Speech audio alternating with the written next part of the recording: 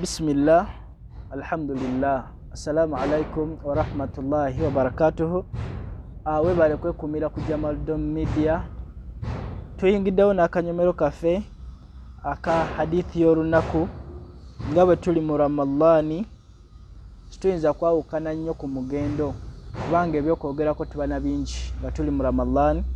Nabwe kityo hadithi ya leero naye ya Abu Huraira, Allah asimeku ye, yagamba qala Rasulullahi sallallahu alaihi wasallam, yagamba mbaka wa Allah sallallahu alaihi wasallam, u'tiyati ummati khamsa khisalin fi Ramadan lam tu'tahunna ummatun qablahum khurufu fammi sa'im atyabu 'inda Allahi min rihil miski wa tastaghfiru lahum al-hitanu hatta yuftiru wa yuzayyinu Allahu 'azza wa jalla kulla yawmin jannatahu thumma yaqul yushiku 'ibadi as-salihun an yulqu 'anhum al-ma'unna wa yasiru ilayk wa tusaffadu fihi maradat ash-shayatin fala yakhrusu fihi ila ma kanu yakhrusuna ilayhi fi ghayrihi wa yaghfiru lahum fi akhir laylihi. Qila ya Rasulallah, ahiya laylatul qadr? Qala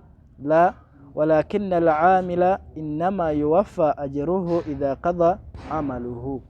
Hadithi eno ya Abu Huraira, Allah asimeku ye, yagamba mbaka wa Allah sallallahu alaihi wasallam, ekibiina kyange kyaweebwa ebintu bitaano ebyenkizo nga tebyaweebwa mulembe mulala gwonna bifongo gwa Muhammad tegunnajja. Naye yagamba ekisooka, akawoowo akava mu kamwa k'omusiibi kawunya bulungi mu maaso ga Allah n'okkirako akawoowo ka miski. N'agamba ekyokubiri, buli kintu kyonna ky'omanyi nti kigwa mu ttuluba ly'ebyennyanja ekiri mu nnyanja zonna, mu mazzi gonna, kikusabira okuva ng'omaze okulya ddaako okutuuka ng'osiibulukuse. Ekyokusatu, wa yuzayyinu Allahu 'azza wa jalla kulla yawmi jannatahu. Buli lunaku Allah akeera mujja naye n'agiyooyoota n'agigamba yushiku ibadi as-salihun, basemberedde abaddu bange abalongoofu okubeera nga bawona ebibateganya mu nsi bajje bakuyingire ggwe jjana ggwe. N'agamba nti Allahu subhanahu wa ta'ala bwe kituuka mwezi gwa Ramadhaani asindika ne bamalayika ne bakwata bushayitaani bwonna ne babusiba ku njegere nga tebukyasobola kutuuka gye bubadde busobola kutuuka mu myezi emirala. N'agamba n'ekisembayo, Allah yasuubiza abasiibi okubeera nga abasonyiwa mu kiro ekisembayo mwezi ogwa Ramadhaani. Basahaba kwe kumubuuza, ahiya laylatul qadr ya Rasulallah, ekyo kyoyogerako gye bayita laylatul qadr? N'abagamba nti nedda, buli mukozi yenna buli lwabeera ng'alina omulimu gw'akoze ateekeddwa okusasulwa oluvannyuma lw'omulimu ogwo. Nabwe kityo Allah subhanahu wa ta'ala agenda kutusasula oluvannyuma lwa Ramadhaani. Ebimu ku bye tuyiga mu hadithi nti omulembe gwa Muhammadi sallallahu alaihi wasallam gwa bbeeyi, gwa kitiibwa. Allah yaguwa ebintu bitaano tebyaweebwa mu mulembe mulala gwonna. Sifa abasoose okusiiba, n'abalala baasiiba, kama kutiba ala alladhina min qablikum. Nabwe kityo ffe tuli bankizo.